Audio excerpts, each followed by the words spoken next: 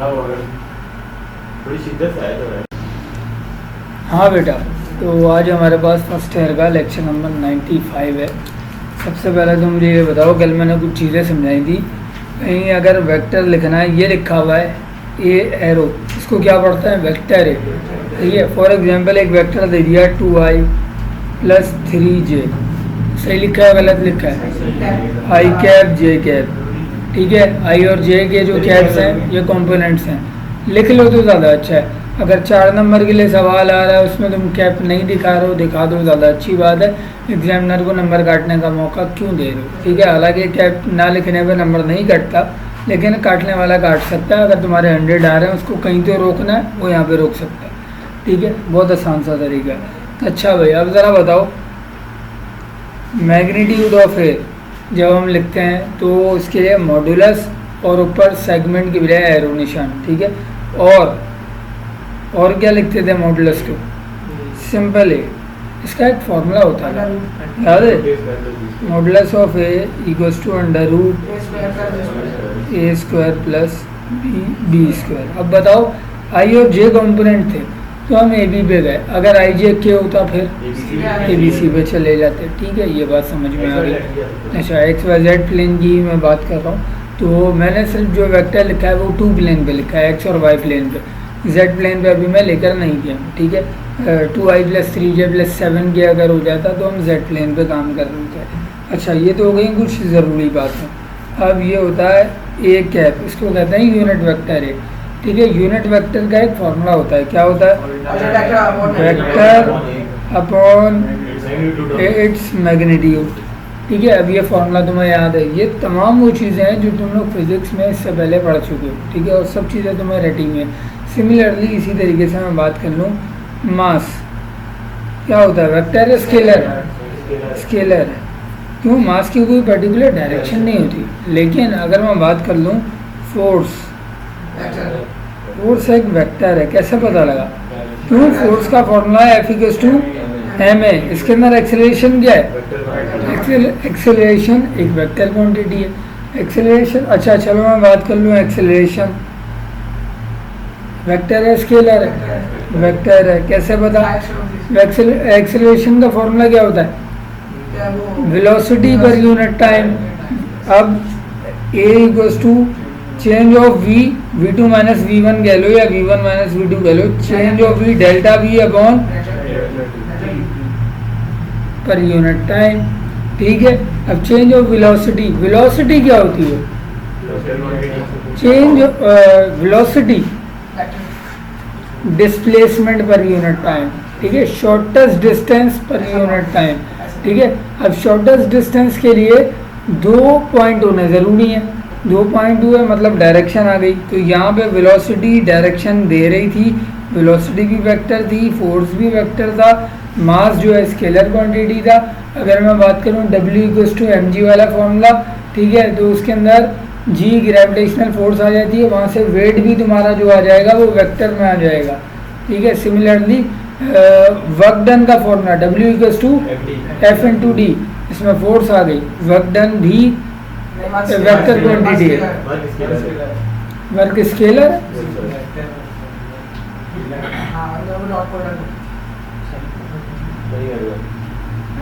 F × d, force × displacement. अच्छा हाँ ठीक है, वो क्यों आ रहा है, वो क्यों आ रहा है? I.j वाले जब तरीके समझाऊंगा तो फिर उसमें बताऊंगा कि वो क्या हो रहा है, ठीक है। अच्छा, बहरहाल आज की क्लास में एक चीज़ नहीं है लेकिन मैं बता दूं इजाफी, I.I रिजल्ट याद है किसी को? 1, और I×I का रिजल्ट 0 होता है। अगर तुम्हें सिर्फ ये 2 पॉइंट याद हैं, तुम्हें बाकी के 6 पॉइंट याद करने में बड़ी आसानी हो जाएगी। I.I 1 होता है, सिमिलर 1 रहेंगे, J.J 1 होगा, K.K 1 होगा, लेकिन I.J करोगे तो 0 हो जाएगा, ठीक है। I.K करोगे तो भी 0 हो जाएगा। और ये एक सर्कल होता है, अगर तुम्हारी मर्जी तुम I, J और K ऐसे क्लॉकवाइज पे चलो, या तुम्हारी मर्जी तुम I, J के ऐसे एंटी क्लॉकवाइज पे चलो, ठीक है। लेकिन वो जब हम ये काम करेंगे स्केलर मल्टीपल प्रोडक्ट, उसमें सिखाएंगे, सही है कि 2 वेक्टर हैं या 2 कंपोनेंट हैं, उनका आपस में मल्टीपल कैसे बनाना है और उनका रिजल्ट क्या क्या बनता चला जाएगा। तो ये अगली एक्सरसाइजेज में हमारे पास आने वाली है चीज़ें। अच्छा भाई, तो W=F/d पे बात होगी। अच्छा, टॉर्क का एक फॉर्मूला होता है। अच्छा, एक और फॉर्मूला P=mv, ठीक है। मोमेंटम क्या है भाई? P mass into velocity. Mass और वेलोसिटी को जब तुम मल्टीप्लाई करवाओगे, वेलोसिटी इसके अंदर आ रही है, वेक्टर क्वांटिटी है, ठीक है। तो ये भी तुम्हारा वेक्टर बन जाएगा। इस तरह के कुछ इन्होंने तुम्हारी किताब में सवाल दिए हुए हैं, तो उन सवालों को बाद में देखेंगे। पहले मैं कुछ डेफिनेशनों का जो है ना एक छोटा सा टेस्ट कह लो वो लेना चाहूँगा। कल तक हमने जो कुछ पढ़ा याद होगा तुम्हें, सही है, क्योंकि वो कोई मुश्किल चीज़ थी नहीं। अब क्या करना, आज उन तमाम चीज़ों को जो हमने कल पढ़ी है ना, उनको आज रिप्रेजेंटेशन उनकी सीखनी है। मैग्नीट्यूड ऑफ अ वेक्टर लिखना सिखाऊं या आता है, ये बता देना पहले। Magnitude of V =√a² + b²। अगर वेक्टर दिया जाए AI + b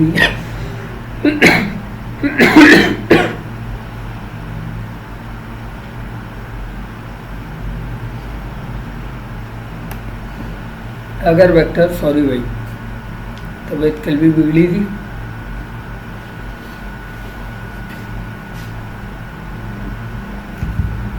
ठीक है, बेहतर है। AI + bj ये वेक्टर था, हमने उठा के इसको मैग्नीट्यूड फॉर्म में लिख दिया। इसी की एग्जांपल बना के दे दी तुम्हारी किताब वाले ने। तुम्हारी किताब में क्या बोल दिया?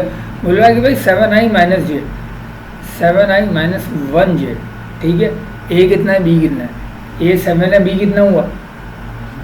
-1, ठीक है। A और B रिप्लेस किए, फॉर्मूला में रिप्लेस किए। फॉर्मूले के अंदर एक लाइन में 2 इक्वल मत लगा देना, बस जो आंसर आ रहा है वो लिख देना और आगे यूनिट्स दिखा देना, क्योंकि मैग्नीट्यूड को हम आमतौर पर यूनिट्स में लिखते हैं, ठीक है। इसमें कोई इशू आ रहा है तो पूछ लो भाई, ठीक है। यहाँ तक तो बहुत आसान काम होगा। इसी तरीके से हम थोड़ा सा आगे चल लेते हैं, क्योंकि अब जो डेफिनेशन आ रही है थोड़े वो आगे बढ़ती चली जाएंगी।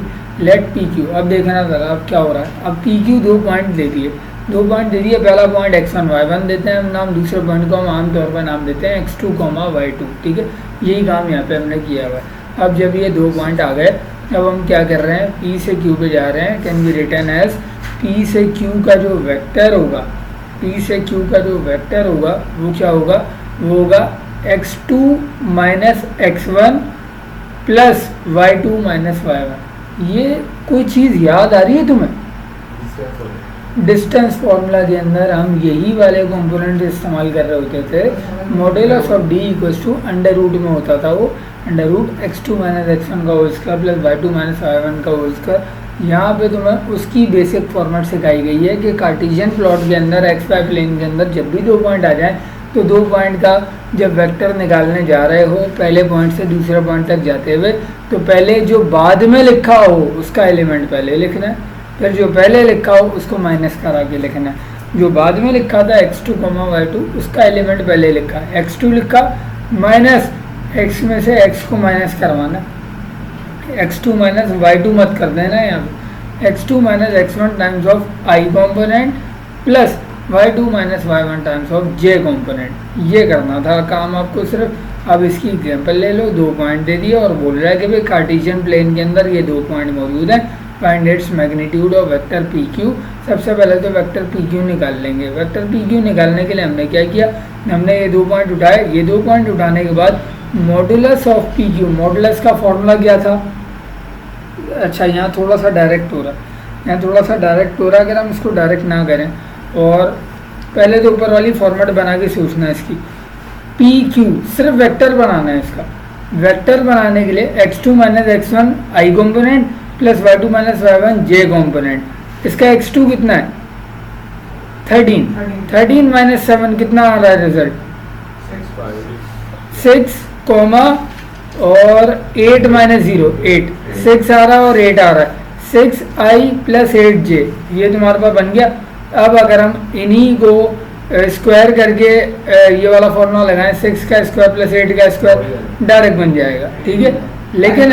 लेकिन अगर तुम ये 2 स्टेप स्किप करने के बजाय इन्हें फॉलो करना चाह रहे हो, तो ये जो डिस्टेंस फार्मूला था यहाँ पे अगर तुम इसी वेक्टर का मॉडुलस निकालने जाओगे, डिस्टेंस फार्मूला बन जाएगा सीधा, ठीक है, कोई स्पेशल चीज़ नहीं है, लेकिन मैंने दूसरा तरीका तुम्हें यहाँ बता दिया कि तुम क्या करते हैं, तुम यहाँ से पहले इन दो पॉइंट को सिंपल करते, आई और जे कंपोनेंट पे एक वेक्टर बना देते, उस वेक्टर का मैग्नीट्यूड निकाल लेते, डायरेक्ट यही मैग्नीट्यूड निकल कर आता तुम्हारे पास। यहाँ तक कोई इशू आ रहा है किसी को तो मालूम कर लो भाई, पूछ लो, ठीक है। अच्छा, इक्वल वेक्टर क्या होते थे, कल डेफिनेशन बताई थी, जिनका मैग्नीट्यूड और डायरेक्शन भी सेम होती है, ठीक है। We know that two vectors P and Q are said to be equal if they have the same magnitude and the direction in terms of component.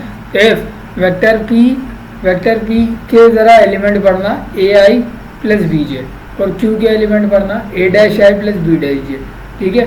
इसको यहाँ पे लिखना चाहिए था AI प्लस BJ, तो फिर तो हाथ के हाथ वो प्रूफ हो जाता है। लेकिन अगर A'(B') लिखा है तो इसका मतलब ये हुआ अगर इक्वल वेक्टर है तो एक खास कंडीशन होगी, इफ़ एंड ओनली इफ, सिर्फ और सिर्फ उस वक्त जब A और A' बराबर होंगे, सिमिलरली B और B' बराबर होंगे। देन P Q के बराबर कब हो सकता है, सिर्फ उस सूरत में हो सकता है एंड ओनली इफ A बराबर हो जाए A' के और B बराबर हो जाए B' के, ठीक है। अब ये चीज़ें क्या हैं, ये चीज़ें सारी MCQ, पूरी एक्सरसाइज तुम्हारी MCQ है 3.1। इसमें तो कोई सवाल आ गया तो आ गया, वो भी हेक्सागोन पेंटागोन आ सकता है, वरना ये इतने छोटे सवाल ये MCQ ही बनते हैं, ये कभी उसमें नहीं आते थ्योरी क्वेश्चंस के अंदर, ठीक है। सेकेंड ईयर के अंदर बाकायदा ये चीज़ तो मैंने ऑप्शनल करके पढ़ाता हूँ, ठीक है, क्योंकि सर भी ऑप्शनल करके पढ़ाते पूरे ही थे, ठीक है। लेकिन होता क्या था कि एग्ज़ाम में बहुत ही कोई शाज़ो नादर कोई सवाल इसके दिखते थे वेक्टर के, ठीक है। तो बहरहाल करवाने तो हैं। अब हमने क्या किया, इक्वल वेक्टर समझा दिया, तो मैं इक्वल वेक्टर के बाद एक न्यू नोटेशन लिखना सीख लो। आज तक 6C3 पढ़ते आ रहे थे इसको, ठीक है, चैप्टर 8 पढ़ के आ चुके हैं, परम्यूटेशन कॉम्बिनेशन पढ़ के आ चुके हैं। कभी भी इस तरह कुछ लिखा होता था, अगर वेक्टर पीछे ना लिखा हो, सिर्फ यूँ लिखा हो ब्रैकेट के अंदर 6 और 3, इसको क्या पढ़ा जाता था आमतौर पर 6C3, और अगर 6 अपॉन में 3 और कॉमा अपॉन में एक और 3 लिखा हुआ जाए, सही है, तो NRST वाला फॉर्मूला आ जाया करता था, ठीक है, याद है, जिसमें नंबर ऑफ रिपीटेशन वाले फॉर्मूले आ जाया करते थे। उधर हम NCR नहीं खोलते थे, ठीक है। तो बहुत सारी चीज़ें हैं, अब तुम्हारा दिमाग सब चीज़ों को मिक्स करने लगा है, तो यहाँ पे मिक्स नहीं कर होने देना, ठीक है। रमज़ान में जो आखिरी अशर हमें 10 दिन की छुट्टी, फिर ईद में अपनों में ईद मनाने के लिए 4 दिन की छुट्टी मिली थी, तो हाँ, तो बेटा उसमें ये सब चीज़ें रिवाइज़ करनी थी पिछली, ठीक है। अब अगर तुमने नहीं किया तो तुम यहाँ पे प्रॉब्लम में आ रहे होगे। अच्छा, इसको 6C3 मत पढ़ लेना, ये अगर लिखा है वेक्टर AB 6 से लेके 3 तक, तो उसको और कैसे लिख सकते हैं, इसको पहले लिखने का तरीका इन्होंने नहीं बताया, थोड़ा सा डायरेक्ट चले गए ना। ये लो, चलो यहाँ बता दिया, यहाँ बता दिया, कहीं लिखा हुआ हो AB, इसको लिख सकते हैं A, B क्लोज इंटरवल और A, B ओपन इंटरवल, ठीक है। मतलब ये वाला ब्रैकेट भी और ये वाला ब्रैकेट भी। अब इसको मैं ओपन और क्लोज इंटरवल का नाम मैंने क्यों लिया, हालांकि वेक्टर के अंदर ओपन इंटरवल और क्लोज इंटरवल का ताल्लुक नहीं है, ठीक है। वेक्टर के अंदर तुम्हारे कोर्स में लिमिट्स शामिल नहीं है वेक्टर के अंदर, ठीक है। लिमिट का चैप्टर अलग था, वो मैंने पूरा पढ़ाया है। वेक्टर के अंदर फ़िलहाल लिमिट शामिल नहीं है, लेकिन तुम्हें ये 2 नाम क्यों लेने पड़े, मुझे यूँ लेने पड़े कि लिमिट के अंदर मैंने 2 चीज़ें समझाई थी।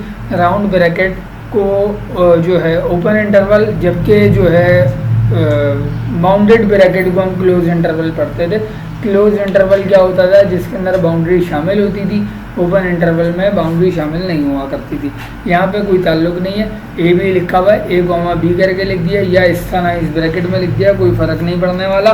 हमने क्या किया, हमने जल्दी से एक एग्जांपल उठाई, एग्जांपल में पता लगा भाई वेक्टर AB दिया हुआ है हमें 6 से लेके 3 तक, और वेक्टर CD हमें दिया हुआ है हाफ टाइम्स ऑफ 12 से लेके 6 तक, ठीक है। अब शो क्या करना है, शो डैट AB बराबर है CD के, मतलब ये दोनों आपस में बराबर है। पहले तो ज़रा AB को उठा लो, AB को उठा के वेक्टर फॉर्म में लिखने की कोशिश करते हैं कि क्या है वेक्टर फॉर्म में। अच्छा, अगर ये लिखा है 6 और 3, तो मतलब 6i प्लस 3j लिख सकता हूँ। अगर यहाँ लिखा होता A और नीचे लिखा होता B, तो उसे AI प्लस BJ लिखते थे हम, तो 6 3 को हमने लिखा 6i plus 3j, vector AB मुकम्मल हो गया। इन टर्म्स ऑफ वेक्टर हो गया सर। वेक्टर सी डी को ज़रा मुकम्मल करो। हाफ टाइम्स ऑफ मुझे जवाब देना, तुम्हारी किताब में नहीं लिखा हुआ इसलिए पूछ रहा हूँ। Half times of 12i plus 6j, ठीक है। Half times of 12i plus 6j लिख देता हूँ।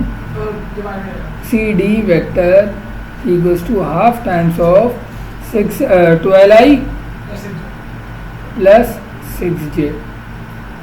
अब इसको कर लो आप, कॉमन लेके 2 कॉमन ले लो या अब इसको ऑफ कर लो, ये वही बन रहा है सेम 6i प्लस 3j, ठीक है। ये स्टेप मैंने क्यों करके दिया हुआ है तुम्हें, यूँ करके दिया हुआ है कि बच्चा जो है ना इस 1/2 को इग्नोर ना करे किसी सूरत कि भाई ये डिवाइड हुआ है इसके साथ, ठीक है। डिवाइड कैसे हुआ है, इसको वेक्टर फॉर्म में जब ओपन करोगे ऑटोमेटिक डिवाइड हो जाएगा। Coefficient of i and j, i component का कोफिशिएंट चेक कर लेना भाई, यहाँ पे भी 6 था और यहाँ पे भी 6 था, और j कंपोनेंट का यहाँ भी 3 था यहाँ भी 3 था। जब इन दोनों के कोफिशिएंट सेम हो गए इसका मतलब ए बी वेक्टर बराबर हो गया सी डी वेक्टर के। अब बताओ नेगेटिव वेक्टर। नेगेटिव वेक्टर, पहले तो नेगेटिव वेक्टर के लिए ना हमेशा आपको एक प्रिंसिपल वेक्टर दिया जाएगा, ठीक है, तभी तो हम उसका नेगेटिव निकालेंगे, वरना हमें क्या पता लगेगा कि भाई ओरिजिनल वेक्टर कौन सा था। वेक्टर ए आपको उसने दे दिया उठा के, बोल रहा है a1i प्लस a2j, अगर आपका वेक्टर ए है तो फिर इसका नेगेटिव वेक्टर क्या होगा। अब इसका नेगेटिव वेक्टर होगा माइनस का ए वेक्टर इक्वल्स टू माइनस का a1i माइनस का a2j।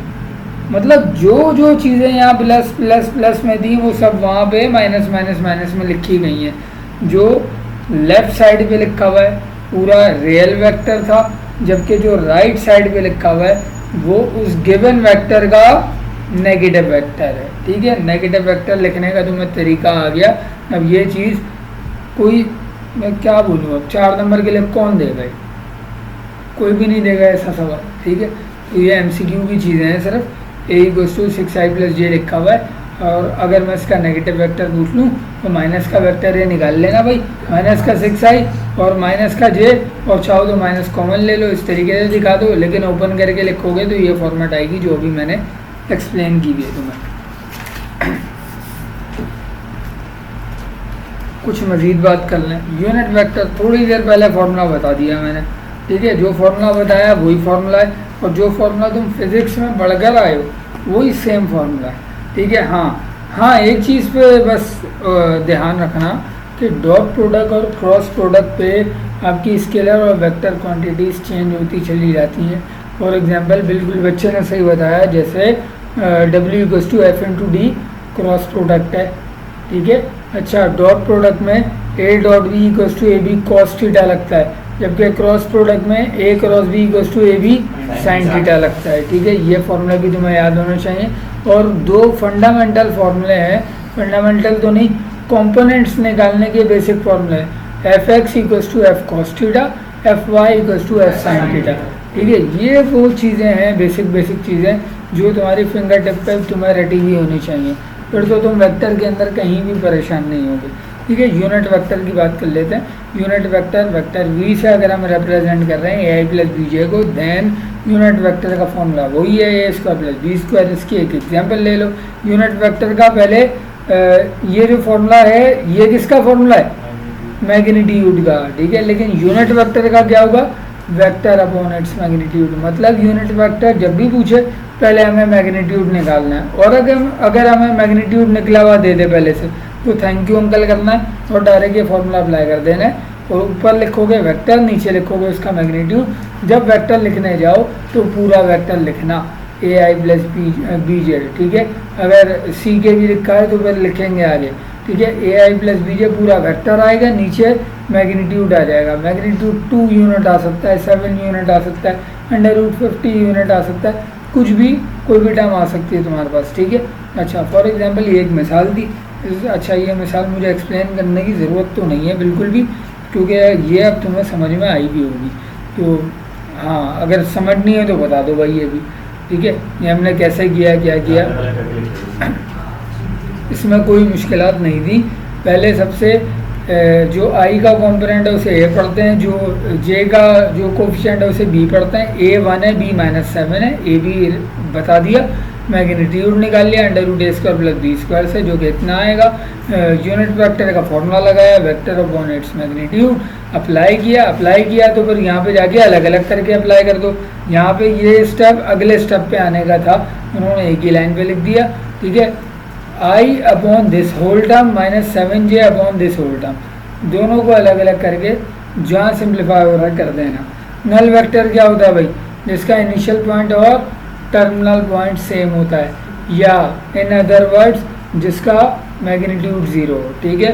तो अब हमने क्या किया, नल वेक्टर को ज़रा पढ़ लेते हैं, जिसका मैग्नीट्यूड 0 है और ओ वेक्टर से इसको रिप्रेजेंट किया गया, ज़ीरो वेक्टर से। Zero vector in a plane in terms of component is 0 0, ठीक है। अगर कहीं एमसीक्यू में दे दिया जाए 0 0 और आगे वो 4 ऑप्शन दे दे तुम्हें उठा के, और उन 4 ऑप्शन में एक ऑप्शन हो नल वेक्टर या ज़ीरो वेक्टर, ठीक है, जबकि 3 ऑप्शन तुम्हें प्रोबेबिलिटी से रिलेटेड दे देगा वो उठा के, ठीक है, ताकि बच्चा जो है यहाँ पे कंफ्यूज रहे कि भाई ये एनसीआर वाला जो है ना खेल लग रहा है, लेकिन वो होगा नहीं। वो होगा क्या, वो ज़ीरो वेक्टर नल वेक्टर का केस होगा, ठीक है। तो ये कंफ्यूज करने के लिए बहुत अच्छा एक जगह है तुम्हारे पास। फिर क्या हुआ, पोजीशन वेक्टर कल समझाया था कि भाई बाजू डिस्कनेक्ट नहीं होता तुम्हारी बॉडी से, ठीक है, वो जुड़ा रहता है, ठीक है। 3 बाइकें आके रुकी, पहले ने सरीना का एड्रेस पूछा, तुमने इशारा कर दिया हाँ भाई वहाँ चले जाओ, सरीना आ जाएगा। दूसरे ने वाटर पम्प पूछा, तुमने वहाँ इशारा कर दिया हाँ भाई वहाँ चले जाओ। तीसरा आया, तीसरे ने इशारा नहीं किया कुछ भी, तीसरे ने सिर्फ जो मोबाइल आपके हाथ में था वही लेके चला गया, ठीक है। तो जो 3 बाइकें रुकी, भाई कराची है ना, कराची के हालात के हिसाब से बात कर रहे हैं। हाँ, तो अक्सर ऐसा भी होता है, मैं तो पूछता भी नहीं हूँ लोगों से अब ना, यार गलत बता देते हैं, मतलब बंदा वहाँ जाके ढूंढ रहा हो, बिल्डिंग ही नहीं है, पता होगा लेकिन फिर भी, हाँ पता होगा फिर भी नहीं, हाँ तो ऐसा है, ऐसा कई जगहों पे है। तो बहरहाल अच्छा कोई हमसे भी पूछता है, भाई पता होता बता देते हैं, नहीं होता ना तो फिर गलत नहीं बताते, बोलते हैं पता नहीं। मैं तो बता रहा हूँ। हाँ, बहरहाल पोजीशन वेक्टर की बात कर लेते हैं। A vector from origin 0,0 to any point P। कल मैंने ये चीज़ एक्सप्लेन करी थी डायग्राम बनाने के बाद, सही है, कि जिसके अंदर ओरिजिन भी दिखाया था तुम्हें और पॉइंट P जो कि x, y या x1 y1 लिया था कल हमने, वो पॉइंट भी दिखाया था। तो O से लेके P तक का जो वेक्टर होगा इस कॉल्ड पोजीशन वेक्टर, और उसको रिप्रेजेंट करेंगे पॉइंट को किससे, कैपिटल P से। अच्छा, the position vector X Y is OP। अच्छा, इसको इस फॉर्मेट पे भी आप लिख सकते हो अगर चाहो तो, कि जब आपके पास एक वेक्टर लिखा हुआ आ गया, 2 पॉइंट का वेक्टर था, एक्स वाई वो 2 पॉइंट्स थे, तो मतलब सॉरी एक पॉइंट था एक्स और वाई का, एक एब्सिसा शामिल था, एक ऑर्डिनेट शामिल था। एक्स वाई को पोजीशन वेक्टर को लिखने का दूसरा तरीका XI प्लस YJ। ये यहाँ तक अभी रुकना है, फिर अजान हो जाए, फिर मैं कंटिन्यू करता हूँ इस चीज़ को।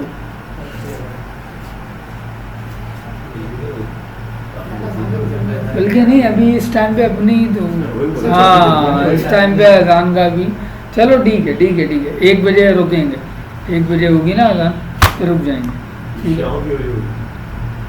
हाँ, तो रिकॉर्डिंग है 12, ठीक है। मुझे ऐसा लगा ना, तो ठीक है 1 बजे रुकेंगे, कोई इशू नहीं है भाई। अच्छा, write down the position vector. इस बार देखना हो क्या रहा है, इस बार ज़रा देख लेना हो क्या रहा है। पोजीशन वेक्टर हमने जो सीखा, एक पॉइंट ओरिजिन और दूसरा पॉइंट P, O से लेके P तक गए थे। इस बार इसने क्या बोला, इस बार इसने बोला write down the position vector of point P this and point Q this. मतलब अब इन 2 पॉइंट के दरमियान पोजीशन वेक्टर निकालना है, P एंड Q के दरमियान। P एंड Q 2 पॉइंट तुम्हें पता है, सबसे पहले पॉइंट P लिख लिया। जब पॉइंट P 3,4 है, अच्छा अब पॉइंट P जब 3, 4 है तो इसका वेक्टर बनाओ, और फिर पॉइंट Q जो है उसका एक वेक्टर बनाओगे। वेक्टर बनाने के जो तरीके हैं तुम्हारे पास, बेटा मोबाइल को ऑफ कर लो, ठीक है। इसको आमतौर पे तो आए पढ़ने के लिए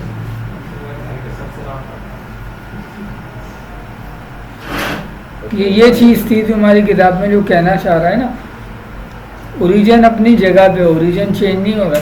पॉइंट पी ये रहा, पॉइंट क्यू ये रहा। क्या पॉइंट पी तुम्हें गिवन है 3,4? क्या पॉइंट क्यू तुम्हें गिवन है 5,2? हाँ सर 2 गिवन है। अब मतलब यहाँ पे 2 पोजीशन वेक्टर जनरेट हो रहा है, एक हो रहा है ओपी, एक हो रहा है ओक्यू। अब ये 2 पोजीशन वेक्टर पहले निकालो, उसके बाद जाके फिर आगे बात करेंगे।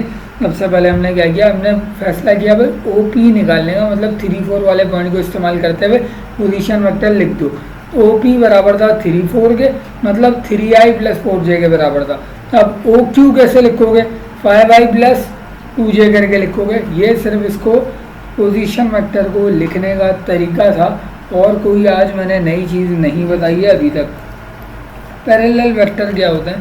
Parallel vector, 2 vector AB are parallel if there exist are non zero real number k such that b equals to k। For example कोई भी अगर नंबर उससे मल्टीप्लाई हो रहा है तो वो ज़ीरो नहीं होना चाहिए। अगर वो ज़ीरो हो जाएगा तो वो जो मैग्नीट्यूड है आपका वेक्टर का वो ख़त्म हो जाएगा। इसी डेफिनेशन को मैं कंटिन्यू करूँगा, 1 मिनट देना मुझे, मैं एक ज़रूरी काम निपटा दूँ।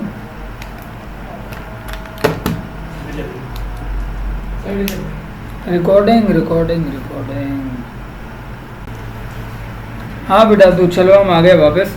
2 vectors A and B are parallel if there exist are non zero real number k such that vector B equals to k times of vector है। वेक्टर A और B के अंदर जो k मल्टीप्लाई हो रहा है किसी एक के साथ, k क्या होना ज़रूरी है, नॉन ज़ीरो होना ज़रूरी है। अगर ज़ीरो हो गया तो क्या होगा, ये पूरी टर्म ज़ीरो हो जाएगी, आपका वेक्टर ज़ीरो हो जाएगा, ख़त्म हो जाएगा। ठीक है, अब आगे पढ़ो ज़रा। Vector B has a magnitude k times the magnitude of D, k times the magnitude of A। ठीक है, ठीक है, बिल्कुल वही बात लिखी हुई है जो दिख रहा है तुम्हें।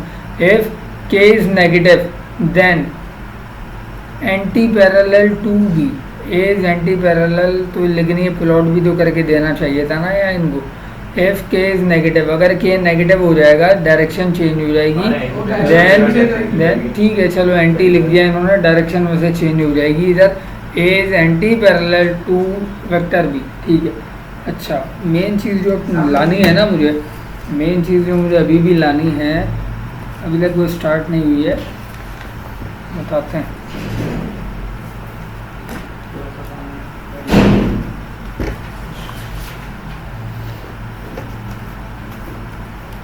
ज़रा 3 वेक्टरों की बात करें। 3 वेक्टरों वाले केस में क्या काम हो रहा है, वेक्टर A ये रहा, वेक्टर B ये रहा, वेक्टर C ये रहा, और the 3 vectors then show that vector A is parallel to vector B, also show that C is anti parallel to vector A। सबसे पहले क्या करना है, वेक्टर A उठा लो, वेक्टर A जो तुम्हारे पास था -2 और 3, वेक्टर A को वेक्टर फॉर्म में बना के लिखो, क्या बनेगा, -2i + 3j, -2i + 3j इसके आगे करके लिख देंगे। वेक्टर B लिखवाओ, वेक्टर B है -6 और 9, -6 और 9 में कुछ कॉमन आ रहा है, चलो पहले रुक जाओ यार, इसको मैं कर ही दूँ,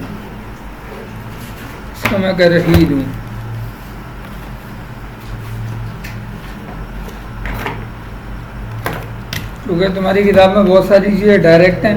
हालांकि ये सवाल दूर दूर तक एग्ज़ाम का नहीं है, लेकिन फिर भी तुम्हें समझाना है, तो ये लो भाई, इसका ज़रा वेक्टर लिखवाना मुझे, -2i + 3j।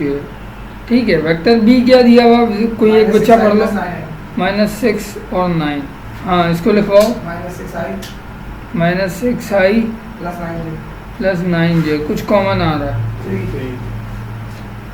3 कॉमन ले लिया तो माइनस का 3i, सॉरी माइनस का 2i + 3 3j, ये बन गया। एक वेक्टर, दो वेक्टर तुम्हारे पास तैयार हुआ है। अच्छा भाई, और कुछ बोला हुआ है तुम्हारी किताब में, और कुछ नहीं बोला हुआ।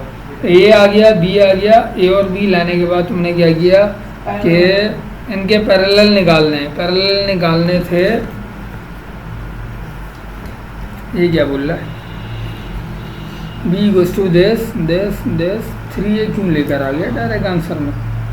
अच्छा ठीक है, वेक्टर ए चेक कर लो क्या था, वेक्टर ए एक्चुअली चेक कर लो था क्या, -2,3 वाली फॉर्मेट थी। अगर हम इतने लंबे चक्कर पे जाने के बाद फिर हम देख रहे हैं कि वेक्टर बी 3 के बाद ये अंदर ब्रैकेट के अंदर हमें क्या नज़र आ चुका है, चेक करना ज़रा, अंदर हमें वेक्टर ए नज़र आ चुका है। ठीक है, तो वेक्टर बी जो है वो 3 टाइम्स ऑफ वेक्टर ए हो गया, और यहाँ पे जो 3 आ रहा है हमारे पास, ये वही के वाला काम कर रहा है, और ये 3 जो है ये ज़ीरो वाला एलिमेंट नहीं है। ठीक है, नॉन ज़ीरो एलिमेंट है, और 3 जो है वो नेगेटिव एलिमेंट भी नहीं है। अगर नेगेटिव होता तो एंटी पैरेलल हो जाता। इसी तरीके से अब जब अगले वेक्टर को निकालोगे, और कौन सा बोल रहा है, b = 3 है, तो हमने कर दिया ना, मतलब b = 3 है अगर आ गया तो लिख दो आगे, vector b is parallel to vector है। यहाँ तक तो हो गई बात क्लियर। अब हम चलते हैं ज़रा अगले वेक्टर के ऊपर कि उसके अंदर कौन सा एंटी पैरेलल था, कौन सा पैरेलल नहीं था। And the magnitude of vector B is 3 times the magnitude of A, चाहो तो लिख दो, and magnitude of vector B is 3 times the magnitude of vector. ठीक है, ये पूरी इसकी एक डेफिनेशन थी, ये मैंने आगे एक्सप्लेन कर दी है तुम्हें यहाँ पर। अब हम आगे चल लेते हैं इसी सवाल पे। ऑल्सो वेक्टर सी तुम्हारी किताब में क्या दिया हुआ है भाई, 10 और 15 माइनस का 15, कोई इसका वेक्टर बनवाएगा क्या है, 10i माइनस का 15 ऑफ जे। यहाँ तक तो हम आ गए। अब इसमें ज़रा चेक करो कि क्या वेक्टर ए जैसी कोई सिमिलैरिटीज़ नज़र आ रही हैं, या किसी और वेक्टर जैसी कोई सिमिलैरिटीज़ नज़र आ रही हैं कुछ कॉमन लेने के बाद। बच्चे ने बोला सर अगर आप यहाँ से -5 कॉमन ले लें तो ये काम बनता हुआ दिख रहा है। -5 कॉमन लिया तो 2 - 2i प्लस का 3j। अब ये -2i + 3j था क्या, एक्चुअली -2i + 3j था क्या, वेक्टर ए था।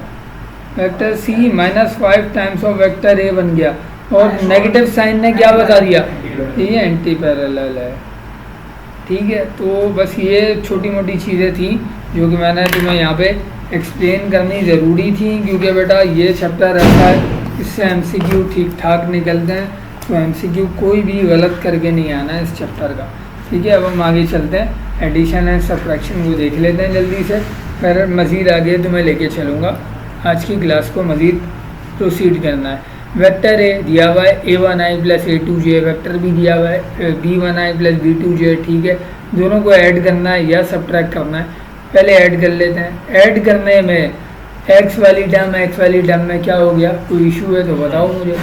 ये हाँ, कोई बात समझ में नहीं आ रही, या इतनी आसान चीज़ है और तुम्हें ऐसा लग रहा है कि कई बार समझा दी गई।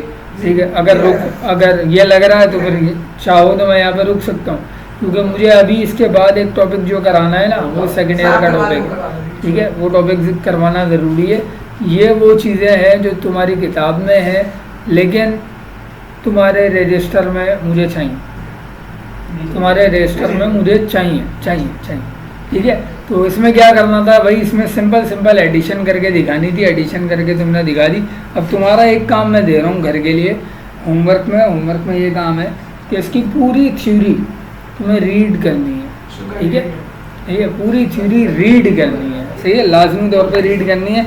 जब वेक्टर की एडिशन रीड करोगे तो सब्ट्रैक्शन भी रीड कर लेना। जब सब्ट्रैक्शन रीड करोगे देख लेना भाई बीच में साइन क्या आ रही है और कहाँ चेंजिंग आ रही है। स्केलर मल्टीप्लिकेशन के अंदर एक खास एलिमेंट होता है जिससे हम मल्टीप्लाई करवा रहे होते हैं अपने पूरे वेक्टर को।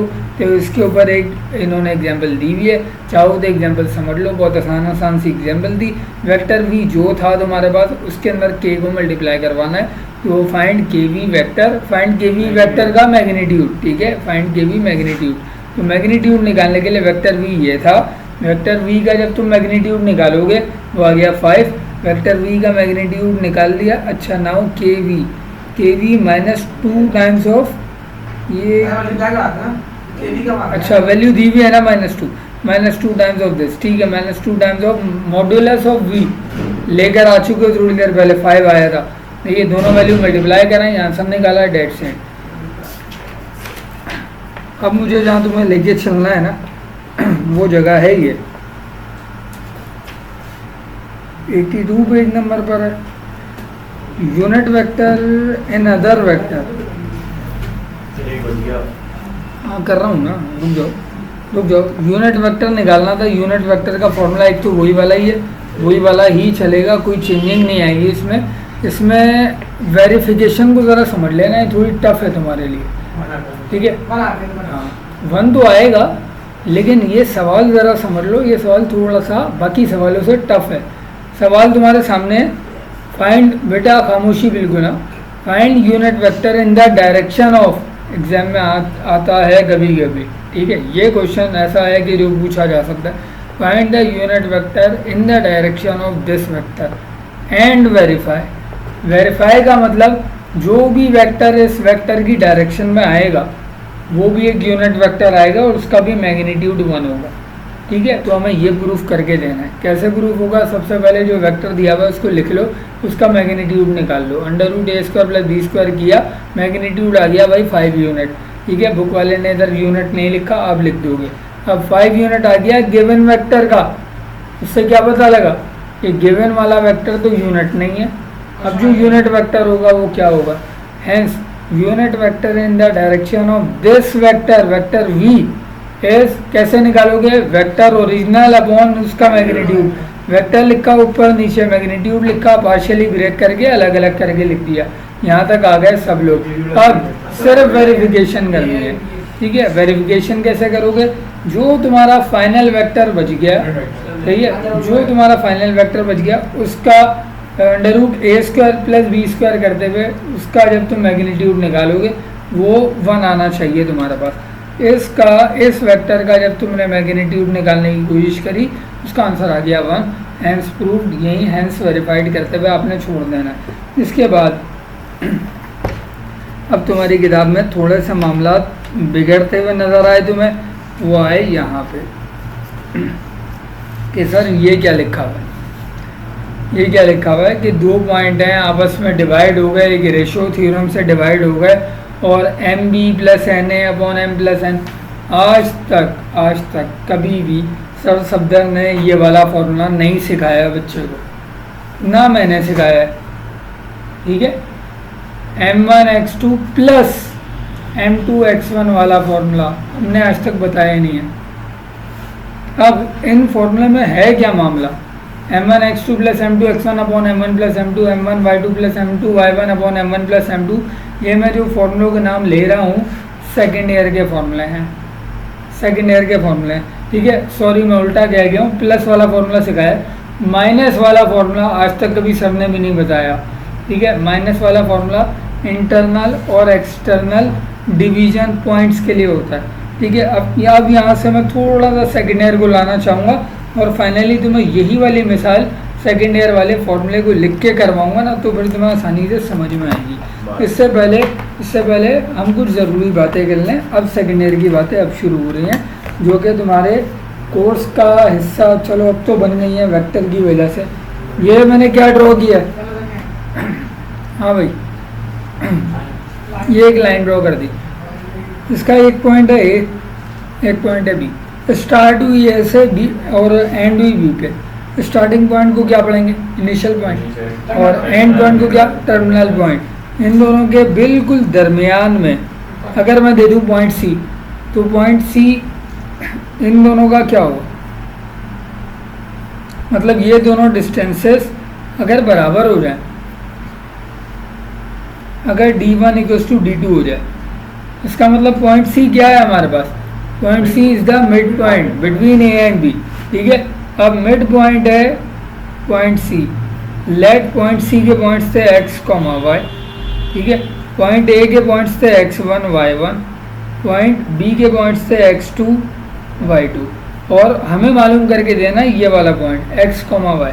x, y निकालने का मिड पॉइंट का एक बड़ा आसान सा फॉर्मूला होता है, c = x1 + x2 whole upon 2, y1 + y2 whole upon 2।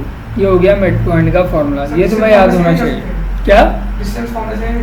Distance फॉर्मूले से मिड पॉइंट कैसे निकालोगे?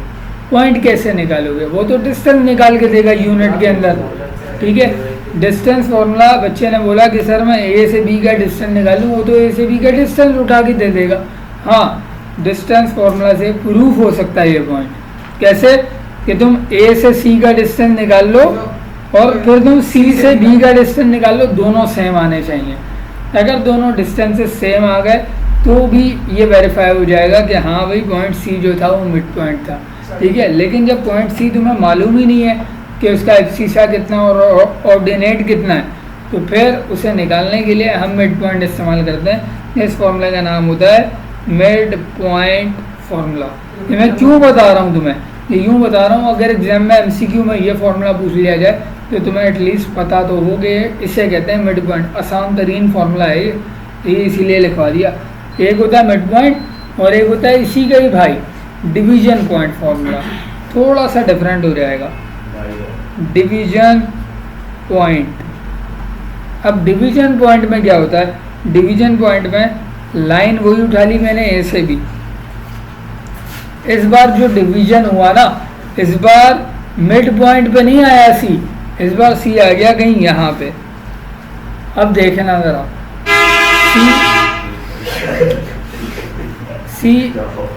सी जिस पॉइंट पे लिखा हुआ है हमारे पास, क्या ये बिल्कुल लाइन के सेंटर में, क्या ये ए और बी के सेंटर में नहीं है सर। मतलब यहाँ का फासला कम है, यहाँ का फासला ज़्यादा है। अगर मैं रेशो की बात करूँ, यहाँ का अगर रेशो 1 एक हिस्सा है तो यहाँ के रेशो के 2 हिस्से हैं, ठीक है। 1:2 का रेशो चल रहा है, एक हिस्सा बड़ा है एक हिस्सा छोटा है। जो बड़ा हिस्सा है उसका रेशो ज़्यादा होगा, जो छोटा हिस्सा है उसका रेशो कम होगा। इस रेशो थ्योरम के लिए एक ख़ास किस्म का फॉर्मूला जनरेट हुआ हुआ है। सबसे पहले पॉइंट सी तुम्हें मालूम करना है, जो कि इस वक्त डिवीजन पॉइंट कहलाएगा। हमने इसके पॉइंट को नाम दे दिया x, y मालूम करेंगे। पॉइंट बी को नाम दे दिया x2, y2। पॉइंट ए को नाम दे दिया x1, y1। अब इसका फॉर्मूला लिखवा दूँ मैं तुम्हें। इसका फॉर्मूला क्या होता है कि point C x, y equals to, पहले x के लिए लिखेंगे पूरा, फिर y के लिए लिखेंगे m1 x2 plus m2 x1 upon m1 plus m2 comma m1 y2 plus m2 y1 upon m1 plus m2। अब ये फॉर्मूला तुम्हारी किताब में इस शक्ल में नहीं लिखा हुआ, लेकिन लिखा हुआ है तुम्हारी किताब में। मैं अभी दिखा के दूंगा तुम्हें, अभी दिखाऊंगा कि ये फॉर्मूला कहाँ लिखा हुआ है तुम्हारी किताब के अंदर, ठीक है। अब एक इशू ये आता है कि सर ये जो डिवीज़न हो रहा है, ये जो डिवीज़न हो रहा है, ये इंटरनल डिवीज़न हो रहा है कि एक्सटर्नल डिवीज़न हो रहा है, ठीक है। ये कैसे पता लगेगा, मतलब लाइन के अंदर पॉइंट सी लाई कर रहा है कि लाइन के आउटसाइड पॉइंट सी लाई कर रहा है। कहीं डिवीज़न जो हो रहा है वो इंटरनल डिवीज़न है या एक्सटर्नल डिवीज़न है। इंटरनल और एक्सटर्नल के झगड़े में कभी भी सर सफदर बच्चे को नहीं डालते थे, ठीक है। इंटरनल एक्सटर्नल के झगड़े में ना पड़ना। सिर्फ एक चीज़ ध्यान में रखना, अगर इंटरनल का लफ्ज़ है, अगर नहीं है तो अंडरस्टूड सी बात है इंटरनल है। इंटरनल का मतलब आंखें बंद करके पॉजिटिव वाला फॉर्मूला चला दो। एक्सटर्नल के लिए बहुत सारे लोग क्या करते हैं, इस फॉर्मूले में यहाँ और यहाँ नेगेटिव लगवा देते हैं, m1 x2 minus m2 x1। Negative पे जाने की कोई ज़रूरत नहीं है, आप स्लोप से उसको डील कर सकते हो, मतलब आप रेशियो से इसको डील कर सकते हो, ठीक है। हाँ, थोड़ा सा ऊपर से आना चाहिए, ठीक है। ये बहुत एक इस वक्त जो मैं ना एक बुनियाद डाल रहा हूँ, मुझे मालूम है कि मैं क्या काम कर रहा हूँ इस टाइम पे, मुझे आगे के लिए बड़ी आसानियाँ होने वाली हैं, ठीक है। हाँ, तो बहुत आसानियाँ हो जाएंगी। ये बहुत एक बड़ा कॉन्सेप्ट होता है, देना होता है। ये फॉर्मूला था, बहरहाल बच्चे को नहीं आया समझ में। इंटरनल और एक्सटर्नल की मैंने बात करी और मैंने इन शॉर्ट ये बता दिया, फॉर्मूला यही रहेगा, फॉर्मूले को चेंज नहीं करना। अगर एक्सटर्नल की बात आ जाए तो जो भी आपका रेशो है, जैसे यहाँ रेशो था m1 अपॉन m2 का रेशो यहाँ था 1/2 फॉर इंटरनल, और अगर सिर्फ एक्सटर्नल की बात आ जाए तो रेशो क्या हो जाएगा, ऊपर वाली टर्म को नहीं छेड़ना, नीचे वाली को नेगेटिव लगा देना बस, ठीक है। ये हो जाएगा एक्सटर्नल का रेशो, और फॉर्मूला को कोई चेंज नहीं करना, ठीक है। ये मैंने शॉर्टकट समझा दिए तुम्हें। अब हम बात करते हैं उस सवाल की कि जो तुम्हारी किताब का है, जो मुझे यहाँ से रेफरेंस देना ज़रूरी पड़ गया, सेकेंड ईयर का रेफरेंस, वो क्यों देना पड़ गया वो अब दिखा रहा हूँ तुम्हें। पेपर चाहिए सर, ये लो, ठीक है। अच्छा भाई, अब ज़रा सवाल को देखिएगा सब लोग गौर से, और फॉर्मूला जज करो, फॉर्मूला क्या लगा दिया इसमें। वेक्टर दिए हुए हैं 2, एक है वेक्टर ए, एक है वेक्टर बी। वेक्टर ए के अंदर पहला एक्स है, दूसरा वाई है। आई और जे को, आई किसका कंपोनेंट होता है बेटा? एक्स का, और जे किसका होता है? वाई का, ठीक है। पहले एक्स लिखा है फिर वाई लिखा है। यहाँ भी 8 मतलब एक्स वाला कोफिशिएंट है और -5 जो है वो वाई वाला कोफिशिएंट है। रेशो दिए हुए दोनों 1:3 mn, ठीक है। इसने फॉर्मूला क्या अप्लाई किया? Find the position vector of the point dividing the join of 2 points with position vector this and this in the ratio of this, ठीक है। अब हमने क्या किया? Let R with the required position vector, R नाम दे दिया उसे। आगे जो फॉर्मूला अप्लाई किया है ना, फॉर्मूला अप्लाई करने के लिए m1x2 plus m2x1 upon m1 plus m2, वैसा ही फॉर्मूला है ये, ठीक है। लेकिन इस बार इसने क्या किया? पहले इसने वेक्टर बी और वेक्टर ए शामिल कर लिए पूरे m1x2 वेक्टर बी पूरा वेक्टर उठा के लिख देना अंदर, प्लस m2x1 m2, यहाँ देखो जरा, अब देखना जरा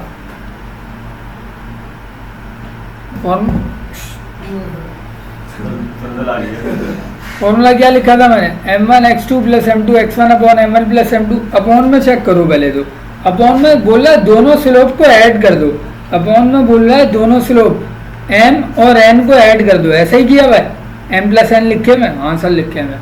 ऊपर क्या बोल रहा है? m1x2 प्लस m2x1 चाहिए, और कॉमा के बाद m1y2 प्लस m2y1 भी चाहिए ऊपर। मतलब पहले m1 फिर वेक्टर b फिर प्लस m2 फिर वेक्टर a, ये वो फॉर्मूला था, इसलिए मैं बेसिक समझा रहा हूँ। m फिर वेक्टर b फिर अगला स्लोप फिर वेक्टर a। थोड़ा सा मुश्किल में ये बात समझ में आएगी, लेकिन जब तुम्हें ये फॉर्मूला याद हो जाएगा तो तुम्हारे लिए बहुत आसानी हो जाएगी। क्या? ठीक है, लेकिन सेकेंड ईयर इससे होगी नहीं तुमसे, ठीक है। अच्छा चलो ठीक है। फिर हमने क्या किया? फिर हमने सिंपल जो वैल्यूज दी हुई थी m की और n की, वो वैल्यू रिप्लेस करवाई, ऊपर भी नीचे भी, और फॉर्मूले को ओपन कर दिया। जैसे ही मल्टीप्लिकेशन ओपन करी, एडिशन किया, पता लगा भाई एक यूनिट वेक्टर जनरेट हो गया, और वो फाइनली इस फॉर्म में आ रहा है हमारे पास, ठीक है। तो ये थी बेटा आज की क्लास। अब तुम्हें करना क्या है? तुम्हारी, मुझे मालूम है 2 थ्योरीज रह गई हैं, ठीक है। 2 थ्योरीज मैं एक्सप्लेन करूँगा, एक ये वाली और एक इससे अगली वाली थ्योरी, जो कि मैं इंशाल्लाह अगली क्लास के अंदर एक्सप्लेन करने जा रहा हूँ। और इसके फ़ौरन बाद जो है तुम्हारे पास ये पूरी एक्सरसाइज आती है। अब एक्सरसाइज में मैं करना क्या वो सुन लेना। आज का क्लास वर्क होमवर्क बता रहा हूँ। सवाल का गया hexagon, question number 9। Question number 9 करना है बी क्लास वर्क में, ठीक है। कल मैंने पेंटागोन करके दिया था, तो कितने ट्रायंगल बने थे? 3, जिनमें डील किया था हमने वो 3 बने थे। हेक्सागोन में 1 बढ़ा लेना, ठीक है, 4 हो जाएंगे। काम बिल्कुल वैसे ही जैसा कल करके दिया था। कल वाले पर्चे रखे हुए होंगे, चलो देख लूँगा, ठीक है, हाँ देख लेंगे। अच्छा बहरहाल ये काम अभी करना, क्वेश्चन नंबर 9 करना है अभी। अच्छा 2 फैसले मैंने बड़ा सोच समझ के फिर जो है मैं करने जा रहा हूँ।